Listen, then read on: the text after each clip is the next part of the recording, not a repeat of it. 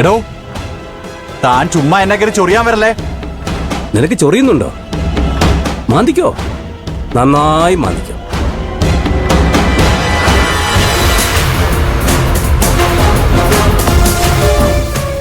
അമ്മയും മോനും ചേർന്ന് ഇവിടെ എന്തൊക്കെയാ കാട്ടിക്കൂട്ടിയിരുന്ന്?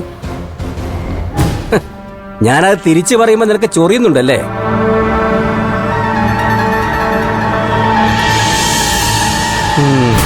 നിന്റെ ഭർത്താവായിട്ടുള്ള നിൽപ്പ് ഞങ്ങളും കണ്ടതാ.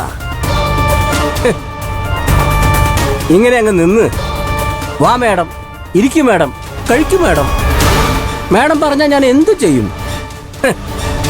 നട്ടല് വളച്ച് തല തറയിൽ കുത്തിയായിരുന്നല്ലോ നിൽപ്പ്. ദേ മനുഷ്യ, വേണ്ട, എരുതിയിൽ എണ്ണ ഒഴിക്കണ്ട. എടി, എരുതിയിൽ എണ്ണ ഒഴിക്കുന്നതൊക്കെ നിന്റെ ശീലം, എന്റെതല്ല. നീയും എന്തായിരുന്നു വേഷം കെട്ടല്? പൊന്നു കഴിക്ക്, പൊന്നു ഉറങ്ങ്, എണീക്ക് പൊന്നു, പല്ല് തേക്ക് പൊന്നു, കുളിക്ക് പൊന്നു, എന്തായിരുന്നു പൊന്നുമയം? രണ്ടിന്റെ അഹങ്കാരത്തിന് ദൈവം തന്നതാ ഈ കിടക്കുന്ന പേപ്പർ. അത് വെറും പേപ്പറല്ല, ഡിവോഴ്സ് നോട്ടീസ്. നിർത്തണോ?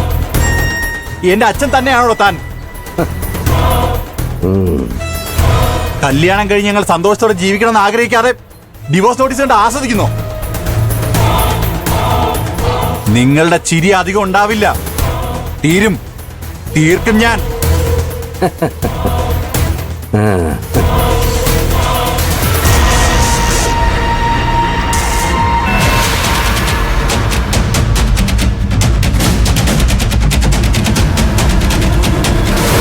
അരവിന്ദേട്ടാ, ചേട്ടന് നല്ലത് വരാൻ വേണ്ടിയാ തുടക്കം മുതൽ ഞങ്ങൾ പറഞ്ഞുകൊണ്ടിരുന്നത് ഈ കല്യാണം വേണ്ടാന്ന്.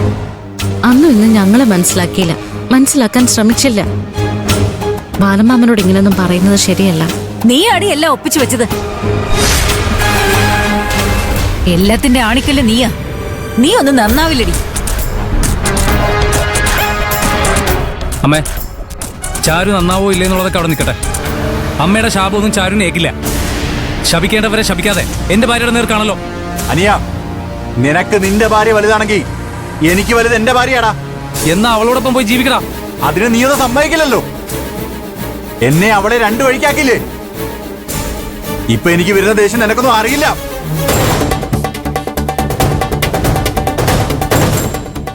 എടാ, നിന്നോട് 1000 പ്രാവശ്യം പറഞ്ഞല്ലേ ഈ കല്യാണം വേണ്ട വേണ്ടെന്ന്. കേട്ടോ നീ? ഇപ്പൊ കിടന്ന് കരഞ്ഞിട്ട് കാര്യമൊന്നുമില്ല. നീയൊക്കെ പഠിക്കണം ജീവിതം എന്താണെന്ന്. ഇത് നിനക്ക് വേണ്ടതായിരുന്നു. അച്ഛാ, അച്ഛൻ ആകാശിന്റെ മാത്രം അച്ഛനല്ല, ഇവന്റെയും പെങ്ങടെ മോടെയും ചിന്ത മാത്രമേ ഉള്ളൂ. ഞങ്ങളെ കുറിച്ചൊന്നും ഒരു ആലോചനയില്ലേ? അരവിന്ദിന് ഡിവോഴ്സ് നോട്ടീസ് കൊടുത്തിരിക്കുക. അവനെ ആശ്വസിപ്പിച്ച് സംസാരിക്കുന്നതിന് പകരം കൂടുതൽ വിഷമിപ്പിക്കുന്ന എന്തിനാ?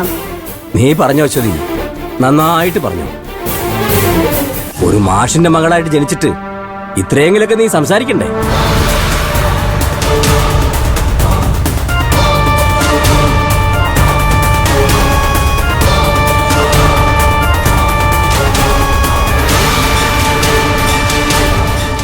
മോളെ, നിന്നെ കുഞ്ഞുനാളില് സംസാരിക്കാൻ പഠിപ്പിച്ചത് ഈ അച്ഛനാ. അതുകൊണ്ട് നിനക്ക് സംസാരിക്കാം വേണ്ടുവോളം.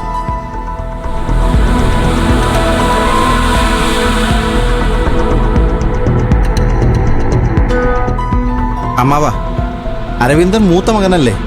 ഡിവോഴ്സ് എന്നൊക്കെ പറയുമ്പോ നാട്ടുകാരറിഞ്ഞ അതിന്റെ നാണക്കേട് അമ്മാവനും കൂടിയല്ലേ?